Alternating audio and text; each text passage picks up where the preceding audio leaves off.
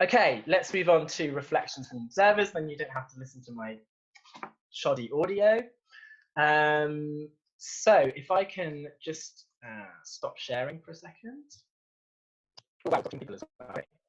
Okay, so if I can go to Lynn Davis first, would that work, Lynn?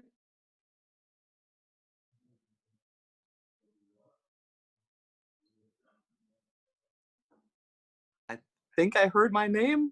Yes. I didn't hear anything else though. So maybe you could give us some of your reflections from having been at the assembly. What were your impressions?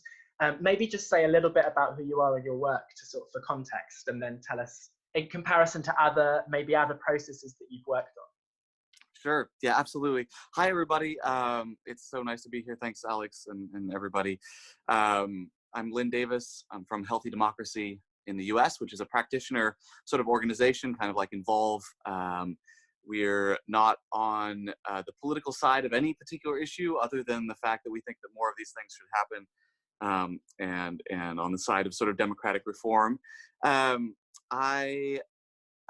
We're best known for a process that reviews referendums and initiatives after they're already on the ballot, which is a big issue in the United States. About half the states have some sort of referendum process, like in Switzerland or some other places, and there's a big problem with voter information. So it's a different kind of process, but it's also dealing with really sensitive political topics and needing high quality information and need to go through a deliberative process to get there.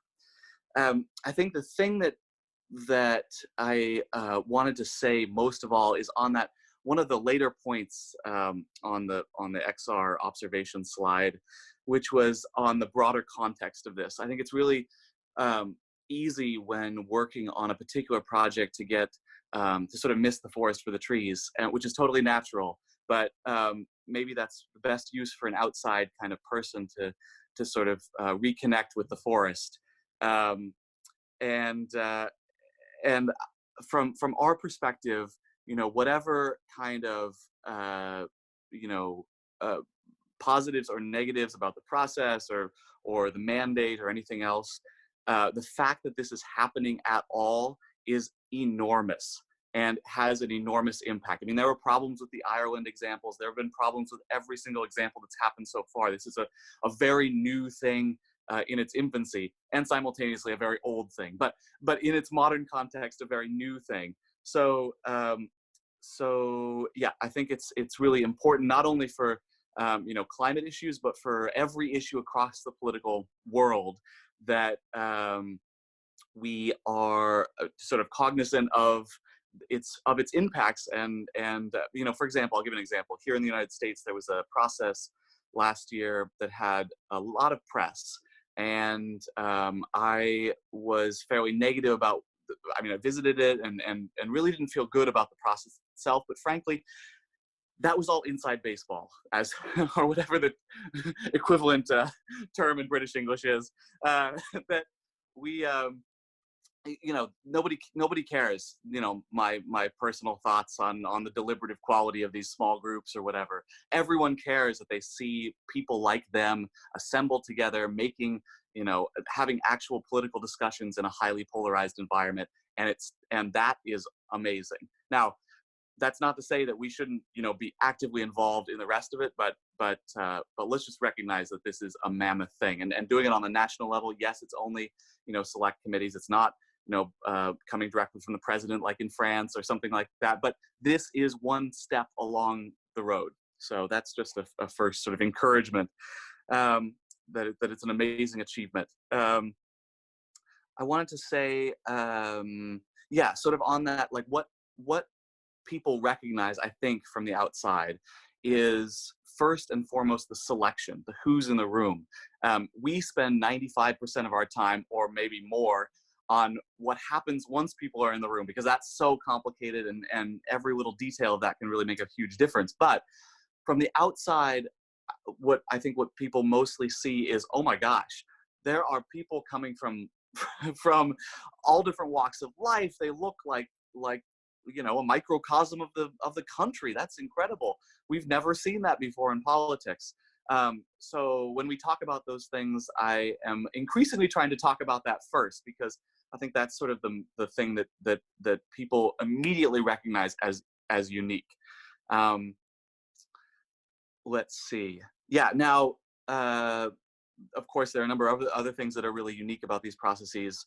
The fact that they are deliberation oriented rather than debate oriented. They're a completely different kind of political model, but what people recognize from the outside is the composition of the room. And I think to that point, there are some things that I saw in Birmingham that were really impressive from a communication standpoint.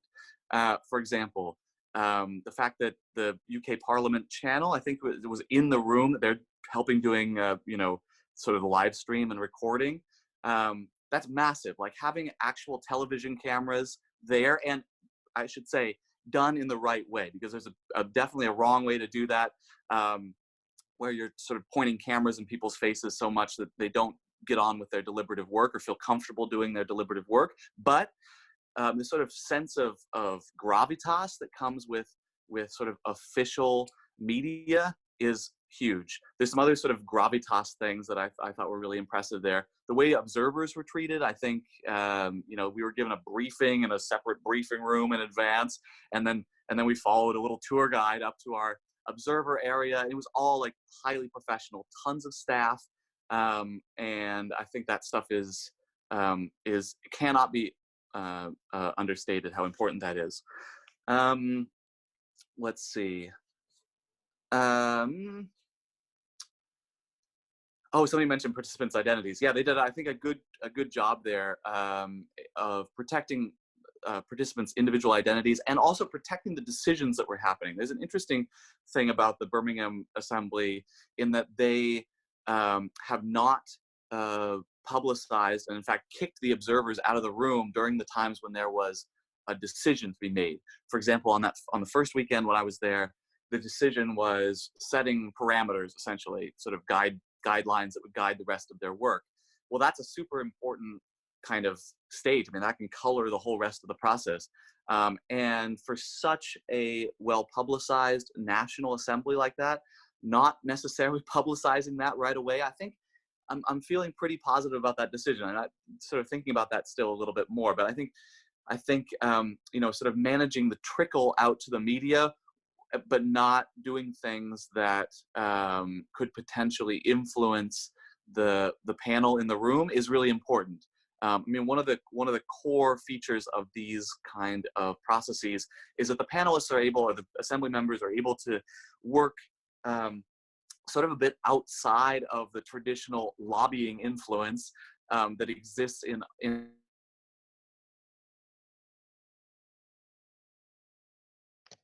Okay, just lost Lynn there, my end. I presume it's the same for everyone else. Okay, maybe we can come back to it for Lynn to finish off in a second. I know that Steve Mellier, I'm not sure how to pronounce your surname, Steve Mellier, who actually spoke at the Assembly, has to leave the call in a second. So I was going to go to him for his reflections now. Okay, thanks very much, Alex. And sorry that I can't stay for the whole thing. Can everyone hear me okay? I've ended up doing this by phone instead of internet, largely by accident, but that may be better. This was my second experience of speaking at a citizens' assembly, because I don't know if you were aware, but the Cambridge Partnership, Greater Cambridgeshire Partnership, also organised one for the Cambridge area at the end of last year, which wasn't specifically about climate change, but it was about how do you solve transport problems. So it was very much connected. And by comparison, the parliamentary one, as Lynn has already mentioned, was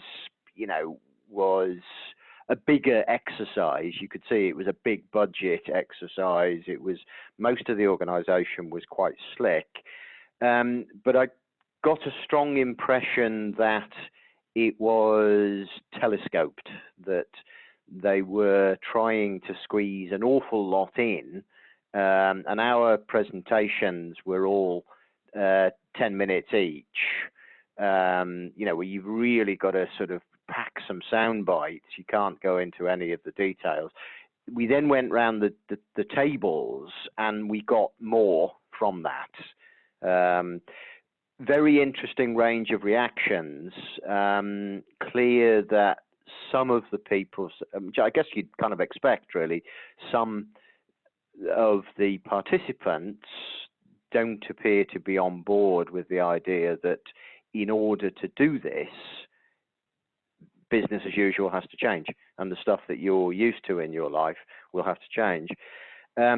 One of the things that it certainly brought home to me is, frankly, and this is was just talking about one small aspect, surface transport. Well, sorry, it's a big aspect, but it's only one of several different themes. Is that frankly, it will be difficult enough to do this by 2050. When you really start thinking through what would be involved to do it faster, then you know, life as we know it will come to an end very, very quickly. Now, one of the sort of interesting questions I then had with Alex when talking about how XR should respond to this, I've taken the view that XR should be positive about the process. It sounds as though, broadly speaking, you know, people are agreement with that, but should be saying, you know, if this group of people come up with a sensible set of recommendations, saying we've had an assembly, you know, this is what the people have said, do it, but do it quicker. Now, that then begs the question, well, look, if you were doing it quicker, would you do the same things? And as regards surface transport, there's only a limited number of things that you can do. But we're separately, sometime in June in my university, we're going to run a session to try and answer that second question that said, okay, if you'd been giving these people, say, 2030 as the aim, what else would you, you know, what differently might they have said? The last thing I would say is that when you start looking at how challenging these time frames are, and I haven't even started to talk about 2025 because that would be an altogether different kettle of fish. One thing is very clear is that when this is over, it would not be credible to say, well, that's not good enough, let's have another citizens' assembly and wait for that. We have to be acting right now. So anything sensible that comes out of this group, I would suggest XR should be saying, do it, do it, do it. There may well be a need for another assembly later on, you know, because there are always going to be problems. There are always going to be things that didn't work out as we expected. Is that enough for now? Yeah, that's great. Thanks, Steve. That was really, really interesting reflections. I think what I would suggest we do is just go back to Lynn just to finish the point he was on. And then I might suggest, I don't know if I've just sort of had a quick look up the chat. Kathy, was there any kind of outstanding questions? It felt like people were responding to a couple that came up. Otherwise, I'd suggest after we hear from Lynn, we go into the breakout sessions and then continue. I feel like this has given us sort of food for thought. We can take this into the breakout sessions. Does that sound like a plan? I'm mainly addressing that at Kathy. But I'm interested also in other people's, just because of we were talking about the Q&A. Kathy? No, that's fine. Yeah. Or sorry, I'm just my mainly question. Oh. Okay, no outstanding questions. Great. Okay, let's go back to Lynn for just to wrap up his thoughts, and then we'll go into breakout sessions. And thanks so much, Steve. I think he might have dropped off now. Yeah. Okay. Go ahead, Lynn. All right. Yeah. Just a few really quick things I wanted to mention. One is that I want to just thinking sort of forward. As I said, this is an iterative process, and I would encourage people to take a look at what's happening in France. If you aren't familiar with that situation already, there's some things that we all can learn from that. Their expert selection is quite different and is much more citizen driven than in many of these processes, including in the Birmingham process. to the point where they have, by the end of it, the citizens themselves will have selected about 70% of their own experts, which is a level of kind of, if that's done well, if the process for doing that is credible, then that's a layer of kind of backroom dealing in advance that we can remove from the process, which is always fantastic. There's also some sort of co-development of process things happening. G1000 does a pretty good job of that kind of stuff that we could learn from. And another thing I was going to mention is that these obviously happen on widely different scales. I visited one in Lancaster and the one in Newham that are happening at a much smaller scale. I mean, 25, 30 people. And that is totally, that is a reasonable scale for that kind of, size of place, and can do an absolutely incredible job. I mean, those are both, I think, very good examples of process. So it's not necessarily the glitz and glamour of a national assembly is not necessarily to do a good process. Good facilitation, though, and independent process design, that is absolutely essential no matter what. And commendations to XR in general for recognizing that the process needs to be managed independently. I mean, that is an incredible thing for any protest movement to recognize, or anyone involved who's passionate about any political issue. So, that I think that is absolutely paramount. And also a feedback loop in terms of the research and that kind of thing. I don't know what the situation is in Birmingham, but we think it's really important to have third-party or fourth-party kind of researchers evaluating our work. And the one other thing I was just going to add to just sort of think about is, because the last speaker just mentioned sort of recurring panels or future panels, that I think the future of this kind of thing is really in permanent panels.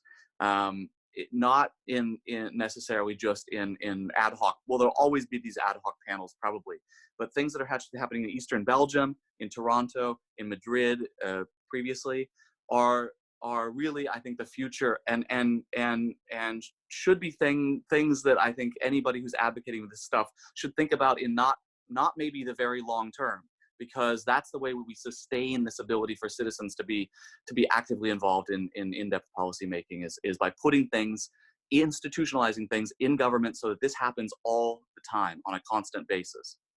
I think that's all I wanted to say. And thanks, everybody. Appreciate the opportunity. It's great to talk to you. Yeah, thanks so much, Lynn. It's really, really good to hear your thoughts as someone so experienced in this.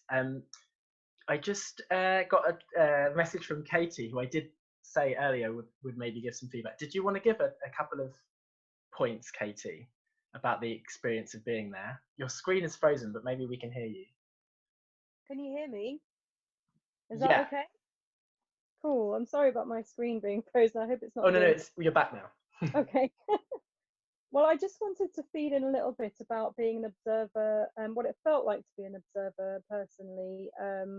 I was there for the most recent weekend, which was supposed to be less interesting because it was deliberation rather than the sort of the expert evidence. But I have to say that it was really exciting to be there because we did get to watch. It was quite busy all day. We got to watch the process happening in various different forms. So there was, first of all, we were watching different policy options being presented, and then we were taken down to see some voting on some other policy options. So there were three different sort of groups in the Climate Assembly UK, which was transport, energy, I think, in the home, so like what happens in the home, and then what we consume, and land use and farming, I think. So we got taken around the different groups, and the groups have changed as well, so you get to be with different people. And it was very humbling and very exciting and quite emotional to actually see that the assembly members doing their thing. I was also really pleased to hear that their initial feedback in the first weekend about the sort of ethics or the things that they want to kind of consider were then fed into the way that the rest of the process was presented back to them. So it's definitely, there was some two-way processes going there. It wasn't just that, you know, we're the experts, we're going to give you what you think that you should vote on. And there were different strata of them voting as well. So it was like, what do you really like? What do you don't like? And then ranking each of the options. And, you know, for different sort of sections, there were up to like 8 different options and things. So I just wanted to feed that in, really, that there's loads you could say about the process. And then towards the end of the day, I felt a little bit despondent. It was a real emotional roller coaster. And the despondency really came from, I was wondering, I didn't feel like it was systemic enough. But then, as Lynn was saying, I think it is really important to kind of dig up what's happened as well, because so the double-edged thing. So for the Assembly members' benefit, they're doing an amazing job, and so did Involve. But I think that it's important to say to them, you know, wonderful, what you're doing is incredible, and for it to really be meaningful for their time and their effort. So yeah, so in that case, you know, they're very interested to know, will government listen? And we're all interested to know. But I'm really looking forward to hearing the outcome. I can't wait to see what they've come up with. And I'm going to leave it there. Thanks, Alex, for giving me a bit of time at the end. Yeah, no, thanks, Katie. No, that's good also to get your thoughts and from a kind of experiential point of view. Okay, so I've seen people are making some comments in the chat. I suggest, if it's possible, they look really interesting and detailed, and can we take those into the breakout rooms? So if you've put a comment just in that, maybe you want to cut it and then paste it back in the chat. But I'm also going to save this chat as well, and this will be fed into everything, the whole process afterwards. Okay.